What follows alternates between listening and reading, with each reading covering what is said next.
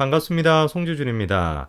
오늘 저는 이재명의 그림자 실세라고 불리는 김현지 씨에 대한 이야기를 좀 해보려고 합니다. 이 김현지 씨 같은 경우는 지난 대선 기간 때부터 화제가 좀 됐었는데 나쁜 쪽으로 화제가 좀 됐었죠. 물론 이제 이재명 주변에 있는 사람들이 다 나쁜 쪽으로 화제가 되긴 합니다만 어쨌거나 이 김현지 씨 같은 경우는 다른 것도 아니고 이재명과 좀 그런 썸씽이 있었던 거 아닌가, 좀 내연녀였던 거 아니냐, 별의별 그런 좀 더러운 논란들이 있었습니다. 근데 이 논란이 시작됐던 배경을 좀 생각해 보면은 이재명이가 이제 수배를 당해가지고 이제 도망자 신세가 됐던 그런 적이 있는데, 그리고 자기 자서전에도 어떤 식으로 도망을 쳐야 되는지 자세하게 또 써놨는 그런 이제 용기까지 보이셨던 분 아닙니까? 참 성격 희한하신 분인데, 어쨌거나 그때 당시 이제 이재명이 밝힌 바에 따르면 이제 수배를 당해가지고 도망을 하고 있었을 때 교회에 가가지고 숨어 있었다 이런 식으로 얘기한 적이 있어요. 근데 이제 김부선 씨가 그거를 보고서 야, 뭔 헛소리 하는 거냐? 네가 교회에서 숨었다라는 거냐? 나한테는 네가 20대 어떤 그 미혼 여성의 집에 가가지고 숨어 있었다. 그래가지고 굉장히 즐거운 도피 생활을 했다. 라고 얘기하지 않았냐? 라고 해가지고 이제 문제가 됐었고, 이제 20대의 미혼 여성으로 지목이 됐던 사람이 다른 사람이 아니라 김현지 씨였던 것이죠. 물론 이제 김현지 씨 같은 경우는 극구 부인을 했고요. 그렇게 주장했던 사람들에 대해 가지고 법적인 조치까지 취했었습니다.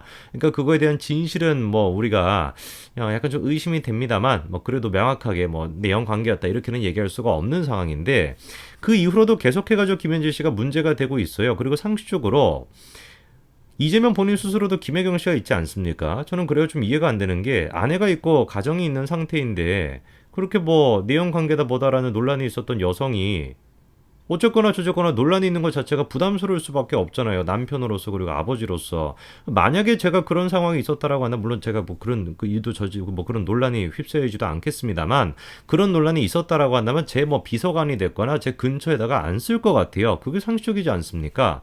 근데 우리 이재명 대표가 인천 계양을 해 국회의원이 딱 되자마자 비서관으로 들어갔던 사람이 누구예요? 김현지 씨거든요. 그리고 진짜로 김현지 씨가 충성을 다하는 모습을 보였습니다. 기소가 됐었을 때 이제 전쟁입니다 라는 문자를 보냈던 장본인이 또 김현지 씨기도 했었죠. 그쵸?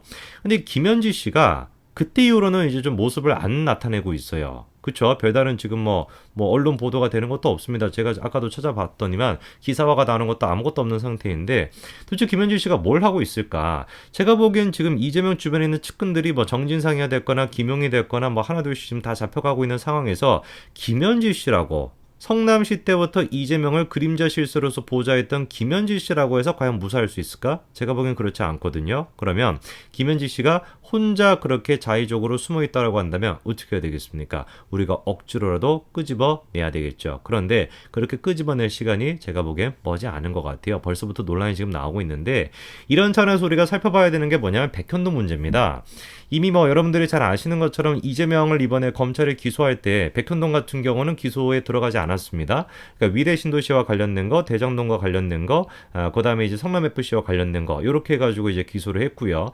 대장동 같은 경우도 472억 정도를 약정받았다라고 하는 내용, 거기에 이제 이재명의 지분이 들어가 있다는 내용 같은 경우는 마찬가지로 기소에 들어가지는 않았죠. 지금 이제 수사가 진행이 되고 있는 상황이고요. 그리고 이제 백현동에 대해서도 지금 수사가 진행이 되고 있는 상황인데, 백현동을 파헤치게 되면은 누가 나올 수밖에 없다? 두 사람이 나올 수밖에 없다. 한 명이 이제 김현지가 나올 수밖에 없고, 다른 한 사람이 김인섭이가 나올 수밖에 없다. 그래서 앞으로 검찰이 백현동에 대해서 파헤치고 수사가 진행이 되면 꽁꽁 숨어있는 전쟁입니다 라고 까부려 했던 김현지 씨가 다시 우리가 머리를 이렇게 머리카락을 쏙 잡고서 뽑아내는 이런 시간이 올 수밖에 없다는 거죠. 자, 그러면은 어떤 식으로 도대체 백현동과 김현지 씨가 연관이 돼 있는지 그거로 제가 좀 설명을 해드릴 건데요. 이때 지금 문제가 되고 있는 부지가 식품연구원, 과거 이제 식품연구원이 있던 그 부지인데, 여기를 이제 너무 좋은 땅이다 보니까 예전부터 계속해서 개발하고자 하는 시도가 있었죠. 그래서 2014년도 4월달과 2014년도 9월달에는 2종 일반 주거지로 변경 요청 시도가 있었습니다. 그런데 그 두 번 다 전부 다 성남시가 거부를 했습니다. 그때 이유가 뭐였냐면은 환경이 파괴가 될 수 있다. 그 뒤가 이제 산림이다 보니까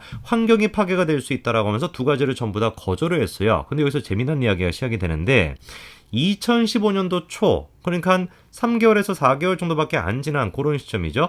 2015년도 초 갑자기 식품연구원 고 부지, 똑같은 부지를 용도 변경을 허용해 줍니다. 근데 이번에는 2단계 상향하는 수준이 아니라 4단계, 4단계를 상향해주는 무려 이제 두 배나 넘게 2배 가까이나 되게끔 그렇게 상향해줬던 걸 갑자기 성남시가 허용을 해준 것이죠.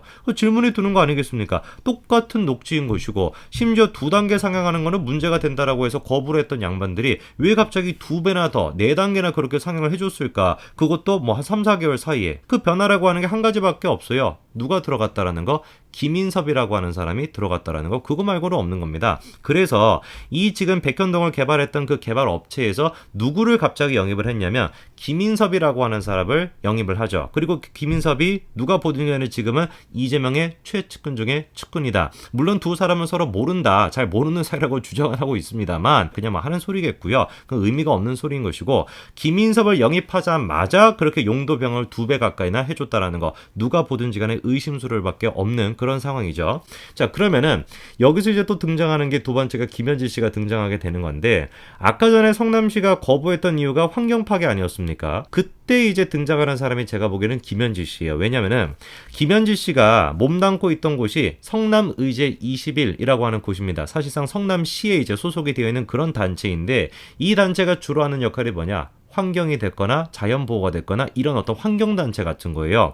근데 이 단체에서 백현동 개발과 관련돼 있는 이제 뭐 환경과 관련된 뭐 평가 같은 걸 하지 않겠습니까?